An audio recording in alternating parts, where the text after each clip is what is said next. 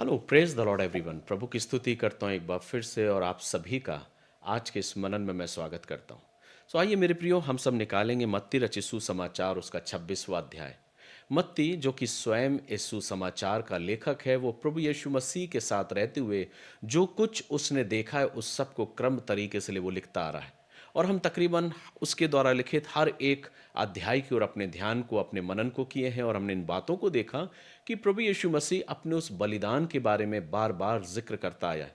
जैसे ही हम 26वें अध्याय को खोलते हैं तो यहाँ पर मत्ती इस बात को लिखता है कि जब यीशु ये सब बातें कह चुका तो अपने चेलों से कहने लगा, तुम जानते हो कि 2 दिन के बाद फसह का पर्व है और मनुष्य का पुत्र क्रूस पर चढ़ाए जाने के लिए पकड़वाया जाएगा।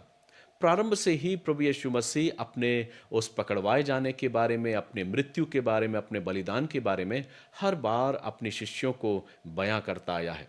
मत्ती जब इस बात को लिख रहा है तो वो इस बात को बताता और दर्शाता है कि यीशु को प्रारंभ से षड्यंत्र करने के द्वारा उसको पकड़वाने का प्रयास कर रहे थे और वो सोच रहे थे कि जो महायाजक हैं, पुण्य हैं, याजक हैं, वो उसको पकड़वा कर मार डालना चाह रहे थे। ये सब कुछ वे प्लान कर रहे थे, ये सब कुछ वो सोच रहे थे, लेकिन वे ये नहीं समझ पा रहे थे कि सब कुछ परमेश्वर के द्वारा निर्धारित है। जब इस अध्याय को हम पढ़ते हैं तो यहाँ पर हम इस बात को देखते हैं कि वे प्रधान याजक और प्रजा के पुरनीय काइफा नामक महायाजक के आंगन में इकट्ठे हुए और आपस में विचार करने लगे कि यीशु को छल से पकड़कर मार डालें, परंतु वे कहते थे पर्व के समय नहीं, कहीं ऐसा ना हो कि लोगों में बलवा मच जाए। तो जैसा कि प्रभु यीशु मसीह ने अपने प्रारंभ में अपने शिष्यों को इन बातों को बताया कि वो आया ही इसलिए है कि लोगों को उनके गुनाहों से, उनके पापों से आज़ाद करे, मुक्ति दे अपने बलिदान करने के द्वारा। पुराने नियम की कुछ घटना हमको स्मरण आती है जो निर्गमन की पुस्तक में मिलती है, जब परमेश्वर अपने दास मूसा को मिस्र में भेजता है जहां पर इज़राइली लोग गुलामी में है। और परमेश्वर कहता है कि उनकी चिल्लाहट मुझ तक पहुंची है और इसलिए मैं तुझे भेजता हूं कि तू जा और मेरे लोगों को छुड़ा कर लेकर आ। जब मूसा उनको छुड़ा कर लेकर आता है तो एक रात पूर्व संध्या में वे सब फसह के मेमने का भोज करते हैं, जो इस ओर इंगित करता है कि वे मिस्र की गुलामी से कैसे छुड़ाए गए। पुराने नियम में परमेश्वर मिस्र की गुलामी से इज़राइलियों को छुड़ाता और मूसा के माध्यम से ही और उस फसह के मेमने के द्वारा। वही फसह का मेमना नए नियम में हम देख रहे हैं जो स्वयं प्रभु यीशु मसीह है और लोगों को उनके पाप की गुलामी से आज़ाद करने जा रहा है। प्रभु यीशु मसीह इस बात को कहता है कि 2 दिन के बाद मैं पकड़वाया जाऊंगा। ये सब कुछ निर्धारित था और जैसा वो अपने शिष्यों को बयां करता है कि अब मेरा समय आ पहुंचा है, अब मेरा वक्त आ पहुंचा है कि मैं पकड़वाया जाऊंगा, मारा जाऊंगा, लोग मेरा उपहास उड़ाएंगे, मुझे क्रूस पर टांग देंगे। सब कुछ यीशु मसीह अपने शिष्यों को बताया। लेकिन इससे पहले जब हम इस वचन को पढ़ते हैं तो मत्ती 2 ऐसे भोज का वर्णन करता है जो यहाँ पर वो दर्शा रहा है प्रभु यीशु मसीह की मृत्यु की ओर इंगित करते हुए। तो 2 भोजन का जिक्र हमको मिलता है। पहला भोजन जो कि बैतनिया में यीशु का अभियंजन के बारे में वर्णन है। वचन कहता है जब यीशु बैतनिया में शमौन कोढ़ी के घर में था तो एक स्त्री संगमरमर के पात्र में बहुमूल्य इत्र लेकर उसके पास आई और जब वह भोजन करने बैठा तो उसके सिर पर उंडेल दिया। यह देखकर उसके चेले ऋषियायु कहने लगे, इसका क्यों सत्यानाश किया? इसे तो अच्छे दामों में बेचकर कंगालों को बांटा जा सकता था। तो यहाँ पर जो पहला भोज है वो यीशु मसीह के मृत्यु से पहले का अभियंजन जिक्र करता है। मत्ती इस बात को प्रदर्शित कर रहा है कि वो प्रभु यीशु मसीह जो लोगों के लिए उस पाप बलि का मेमना बनकर आया था और अपने आप को बलिदान करने जा रहा था और 2 दिन के बाद वो बलिदान करने के लिए अपने आप को तैयार करता है। इससे पहले कुछ ऐसा घटता है जो वास्तविक ये प्रदर्शित कर रहा है कि यीशु मसीह उस बात को बयां भी करता और वो कहता है कि यह जानकर उस स्त्री को क्यों सताते? उसने कहा, उसने मेरे साथ भलाई की है। कंगाल तो तुम्हारे साथ सदा रहते हैं परंतु मैं तुम्हारे साथ सदैव ना रहूंगा। उसने मेरी देह पर जो यह इत्र उंडेला है वह मेरे गाड़े जाने के लिए तैयार किया है। तो 2 भोजन का जो जिक्र है, पहला है उस बैतनिया में जो कि शमौन कोढ़ी के घर में भोजन कर रहा है और एक स्त्री आती है और एक बहुमूल्य इत्र, एक प्रीशियस इत्र जिसकी कीमत का आकलन भी नहीं लगाया जा सकता, जो शिष्य कहते हैं जिसमें मुख्य रोल जो अदा कर रहा है वो यहूदा इस्करियोती है। और वो कहता है कि इसको तो अच्छे दामों में बेचकर कंगालों को बांटा जा सकता था, लेकिन वास्तविकता नहीं थी कि वो कंगालों की सुधि नहीं रख रहा था। लेकिन जब इस वचन को हम देखते हैं तो वहां पर वो स्त्री यीशु मसीह के मृत्यु के पहले ही उसकी देह पर उस इत्र को उंडेल देती है। यीशु मसीह उसके बारे में बयां भी करता है कि उसने मेरे साथ भलाई की है क्योंकि मेरे गाड़े जाने के लिए उसने ऐसा किया है। क्योंकि वास्तविकता ये होती है कि जब मृत्यु के बाद किसी की शरीर पर इत्र को उंडेला जाता है, लेकिन यहाँ पर मृत्यु के पहले ही इस स्त्री के द्वारा उस संगमरमर के पात्र में इत्र जो लाया गया वो यीशु मसीह के ऊपर उंडेला गया। और ये उस बात को स्मरण किया गया कि मृत्यु आने के पहले ही ये स्त्री उस पर अपने अभियंजन को करता, जिस बात को यीशु मसीह भी बयां करते। उसके बाद इस यहूदा इस्करियोती का विश्वासघात का प्रगटीकरण होता है। तब यहूदा इस्करियोती ने, जो 12 चेलों में से एक था, याजकों के पास जाकर यीशु को पकड़वाने का प्रयास करने लगा। जब इस वर्णन को हम पढ़ते हैं तो यहाँ पर यहूदा का जो रोल है वो जाता है, और षड्यंत्र जो रच रहे थे याजक पुरनिये लोग, वो सोचते थे कि यीशु मसीह को कैसे पकड़वाया जाए, लेकिन वे हर बार विफल हो रहे थे। लेकिन इन बारों में से एक ऐसा था जिसके विषय में यीशु मसीह ने भी इस बात को वर्णन किया। वो बारों में से यहूदा इस्करियोती जो अपने जीवन में यीशु मसीह को पकड़ने के लिए या पकड़वाए जाने के लिए एक मोल लगाता है, एक कीमत लगाता है। और वो उन याजक महायाजकों के पास जाकर उस मंदिर में खड़े होकर कहता, अगर मैं उसे तुम्हारे हाथों पकड़वा दूं तो तुम मुझे क्या दोगे? और तब एक सौदा तय होता है कि 30 चांदी के सिक्के तुझे दिए जाएंगे। यहूदा इस्करियोती मान जाता है और उस 30 चांदी के सिक्कों में यीशु मसीह को बेच देता और उसे पकड़वाने का योजना बनाने लगता है। जब फसह का भोज तैयार होता है, अख़मीरी रोटी के पर्व के पहले दिन यीशु के पास आकर पूछने लगे, तू कहाँ चाहता कि हम तेरे लिए फसह का भोज तैयार करें? यीशु मसीह वहाँ फसह के भोजन के लिए तैयारी का वर्णन करता है। शिष्य लोग भोजन को तैयार करते हैं, और जब यीशु मसीह भोज करने बैठता है तो ये दूसरा भोजन है जो यीशु मसीह की मृत्यु का प्रचार कर रहा है। पहला भोज जो हमने शमौन कोढ़ी के घर में देखा, जहां प्रभु यीशु मसीह के पास एक स्त्री आती है और उसके गाड़े जाने के पहले उसके ऊपर इत्र उंडेलती है, और जिसके बारे में यीशु मसीह वर्णन करता है। दूसरी बार स्वयं प्रभु यीशु मसीह इस बात की घोषणा करता है जब वो उस भोज में बैठता है। तो लिखा है, जब वे खा रहे थे तो यीशु ने रोटी ली और कहा, आशीष मांगकर तोड़ी और अपने चेलों को देकर कहा, लो खाओ, यह मेरी देह है। और उसने कटोरा लेकर धन्यवाद किया और उन्हें देकर कहा, तुम सब इसमें से पियो, क्योंकि यह वाचा का मेरा वह लहू है जो बहुतों की पाप क्षमा के निमित्त बहाया जाता है। सब कुछ पुराने नियम के अनुसार चला रहा है। जो कुछ परमेश्वर एक उद्धार की योजना जो अपने लोगों के लिए तैयार कर रहा था पुराने नियम में, नए नियम में हम उसे पूरा होते हुए देखते हैं। पुराने नियम में मूसा के माध्यम से उस फसह के मेमने को बलिदान करके उन्हें मिस्र की गुलामी से छुड़ाया गया। यहाँ प्रभु यीशु मसीह स्वयं पूरे मानव जाति के लिए जगत का वो मेमना बनकर, जो परमेश्वर का मेमना है, वो सारे जगत के पापों के लिए अपने आप को बलिदान करता है। क्यों? क्योंकि उसके बलिदान के द्वारा हम और आप पापों से आज़ाद और पापों से मुक्ति और पापों से क्षमा को हम पाते हैं। यीशु मसीह उस भोज में कहता है कि ये मेरी देह है, ये मेरा लहू जो है, ये मेरा लहू है जो तुम्हारे पापों के लिए निमित्त बहाया जाता है। ये रोटी ली उसने, दाखरस लिया और उन्हें तोड़ा, और रोटी को देह का अपने आप को देह प्रकट किया, और अपना जो लहू है, जो दाखरस है, वो लहू के द्वारा वर्णन किया। इस प्रकार से प्रभु यीशु मसीह अपने उस लहू को और उस रोटी को अपने लोगों के सामने, शिष्यों के सामने रखता और कहता है, ये वो चिन्ह होगा, जब तुम रोटी और दाखरस को लोगे तो इस बात को स्मरण करना कि मैंने तुम्हारे लिए अपने आप को बलिदान किया, ताकि तुम अपने जीवन में उस पाप की गुलामी से आज़ाद हो सको।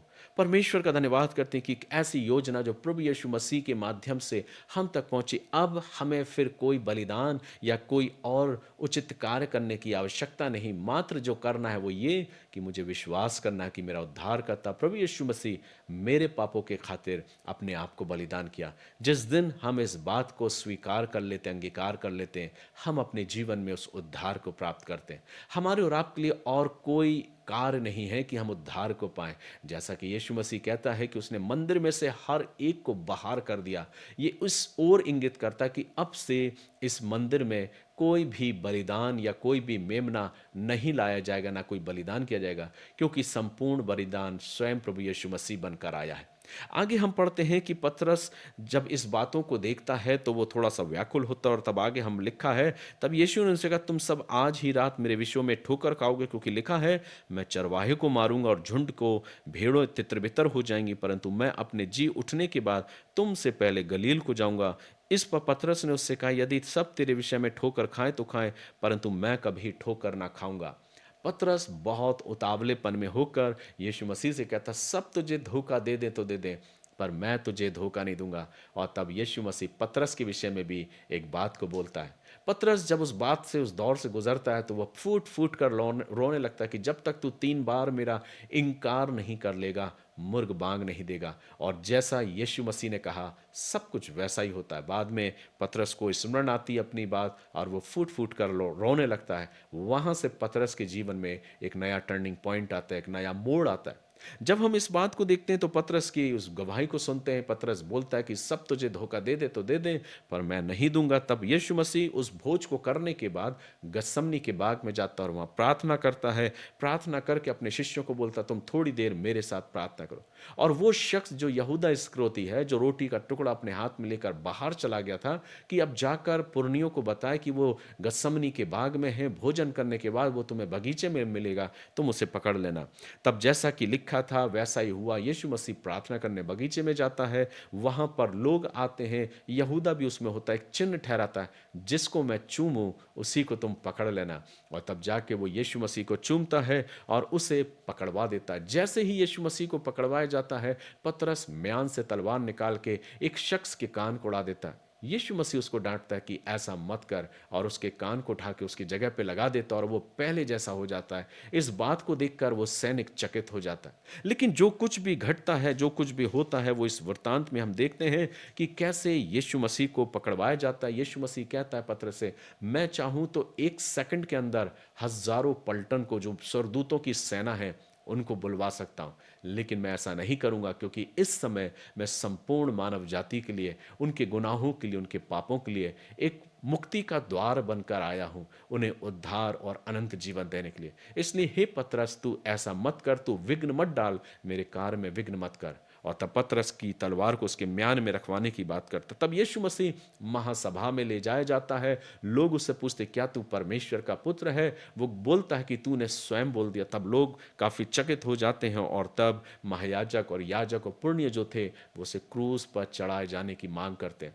लोगों की आवाज को सुनकर, भीड़ की आवाज को सुनकर वो उसे क्रूस पर चढ़ाने का आदेश देते हैं। लेकिन उससे पहले उसे यातनाएं दी जाती हैं, पीड़ाएं दी जाती हैं। लेकिन जब उसे क्रूस पर चढ़ाए जाने के लिए ले जाया जा रहा था, कुछ लोग पतरस के पास आकर कहते, तू भी तो उनमें से एक है। लेकिन पतरस कहता, मैं नहीं हूं, मैं उसे नहीं जानता। और 3 बार पतरस इंकार करता है। तब मुर्ग बांग देता, और पतरस को यीशु मसीह के द्वारा कही हुई वो बात स्मरण आती है कि जब तक तू 3 बार मेरा इंकार नहीं कर लेगा, मुर्ग बांग नहीं देगा। और इस प्रकार से ये 26वां अध्याय है, वो यहाँ समाप्त होता है। सो सब 26वें अध्याय में मुझे और आपको जो सीखने को, मनन करने की जो बात स्मरण आती है, वो ये कि यीशु मसीह तो मेरे और आपके लिए एक उद्धारकर्ता का मार्ग बनकर आया। वो मेरे और आपके लिए एक ऐसा मेमना बनकर आया मेरे प्रियो, जो मेरे और आपके जीवन के लिए अपने आप को बलिदान करता है। कितने हैं जो उसको स्वीकार कर लेता है? स्वयं यीशु मसीह के शागिर्दों में से, शिष्यों में से एक शिष्य ने उसको धोखे से पकड़वा दिया। मात्र चंद चांदी के सिक्कों में वो यीशु मसीह को बेच देता है, और तब वो जाकर उन पुरनियों से मिल जाता है और ढूंढने लगता है कि उसे कैसे पकड़वाया जाए। उसे अवसर मिलता है, मौका मिलता है, गसमनी के बाग में जाता है और यीशु मसीह को उनके हाथों पकड़वा देता है। लेकिन वो उस उद्धार को अपने जीवन से खो देता है। बेशक उसने अपने जीवन में उस 30 चांदी के सिक्कों को पा लिया था, लेकिन अपनी जिंदगी में उस अहम भूमिका को, उस अहम जीवन को उसने खो दिया था, जो वास्तविक यीशु मसीह उसे देने आया था। उसके बाद भी उसके पास एक अवसर था, लेकिन उसने अपने जीवन में इतनी गिलानी से भर गया कि जाकर वो सुसाइड कर लेता है। उस उद्धार की योजना को वो समझ नहीं पाया, और वो अपने जीवन में अपने उस मार्ग पे चला जाता है जो शैतान का मार्ग है, जो उसे नष्ट करना चाहता था। लेकिन जो वृत्तांत हमें इसमें सीखने को मिलता है, वो ये मेरे प्रियो कि यीशु मसीह इस बात को प्रकट करता है। जब वो रोटी लेता है, दाखरस लेता है, वो कहता है, ये मेरी देह है, ये मेरा लहू है, जो तुम्हारे निमित्त दिया जाता है। मेरे प्रियो, आज ये वचन मुझे और आपको क्या सीखने को अवसर देता है?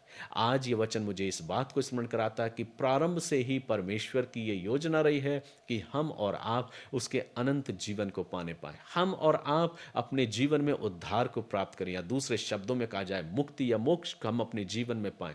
हम अपनी जिंदगी में, हमें अपने आप में, अपने जीवन में कुछ और करने की आवश्यकता नहीं मेरे प्रियो। सिर्फ संपूर्ण बलिदान जो स्वयं प्रभु यीशु मसीह ने दिया। हम और आप अपने पापों के लिए क्या करेंगे? अपने पापों को धोने के लिए, अपने पापों से पश्चाताप करने के लिए मैं और आप क्या करेंगे? जब उत्तम मार्ग स्वयं परमेश्वर ने तैयार कर दिया कि जो कोई मसीह पर विश्वास करेगा, अनंत जीवन उसका होगा। कितने हैं जिन्होंने यीशु मसीह पर विश्वास करते हुए अपने जीवन में उस उद्धार को प्राप्त कर लिया मेरे प्रियो। वो प्रभु यीशु मसीह जो सारे मानव जाति के लिए अपने आप को बलिदान करने आया। आज ये अवसर है मुझे फिर से जब हम वचन को पढ़ते हैं तो ये वचन मत्ती इस बात को स्मरण दिलाना चाहता है कि तुम याद रखो कि तुम्हारे लिए मसीह यीशु ने अपने आप को बलिदान किया।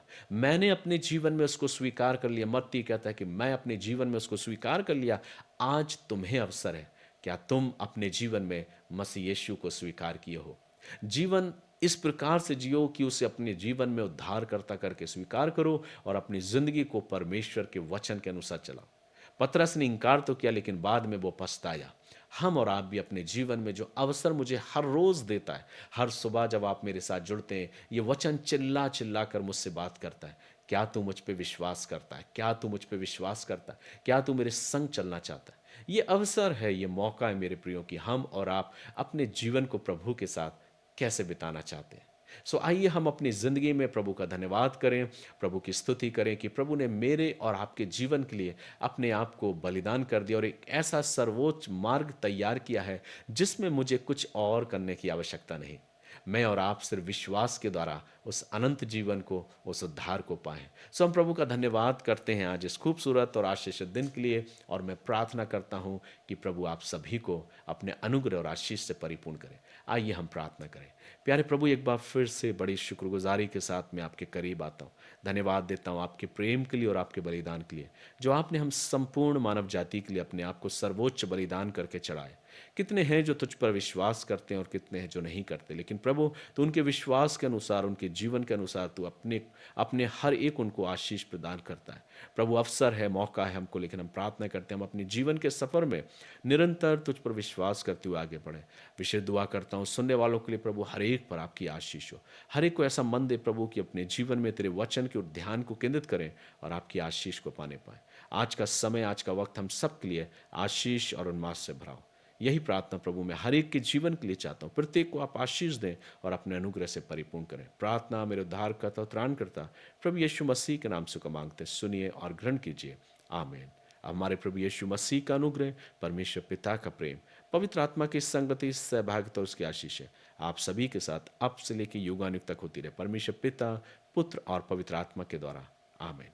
सो गॉड ब्लेस यू। प्रभु आप सभी को आशीष दे और ऐसा अवसर दे कि हम सब परमेश्वर के वचन में यूं ही आगे बढ़ते चलें। God bless you.